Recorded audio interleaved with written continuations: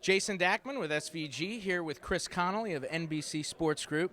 Chris, tell me a little bit about you guys' big plans for Rio next year in terms of transmission and how you're going to bring all that content home for a very friendly time zone here in the States. Yeah, well, we're in the process of planning all that. We use one of our partners, AT&T. They help us bring all those feeds back. We're less than a year out now, so one of our big pushes right now is kind of getting everything prepared, finishing up the designs and getting all the wiring complete so that we can bring all the feeds back. This is probably the most hours of production we will do at home for all of our different channels. So getting prepared for that is a full team effort.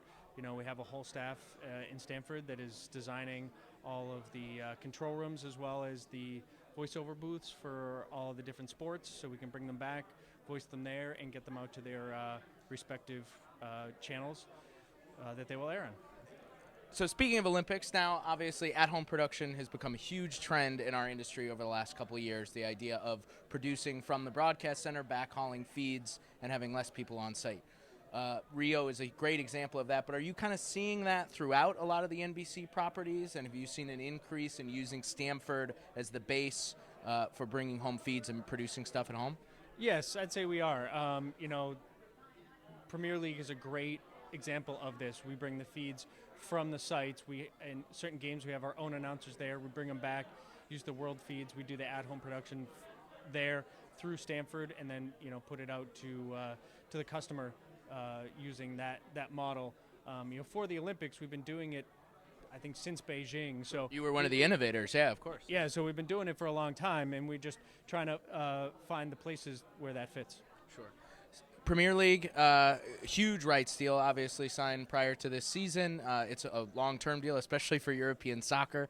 Does that help you guys plan ahead in terms of transmission, operations, how you're going to maybe cultivate this property as we go on, and how does that affect being able to bring those feeds home and build a long-term Premier League plan? Yeah, no, it definitely does, because it gives us the opportunity to look ahead a couple years and see what our best approach is. We can look at it, we can see if there's any ways to improve the production that we're doing and bring more back at a lower cost. Sure.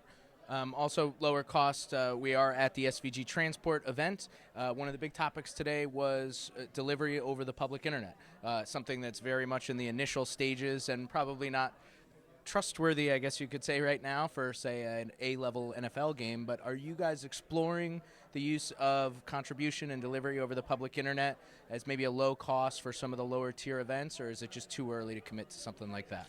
I think from a contribution standpoint, it's very early.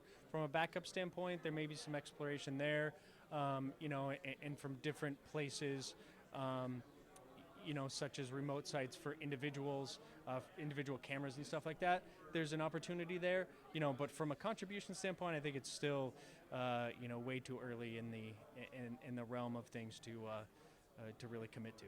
Chris, thanks, man. Appreciate it. Great day today at the SVG TranSPORT event in New York, and we'll see you next time, Chris. Sounds good. Thank you.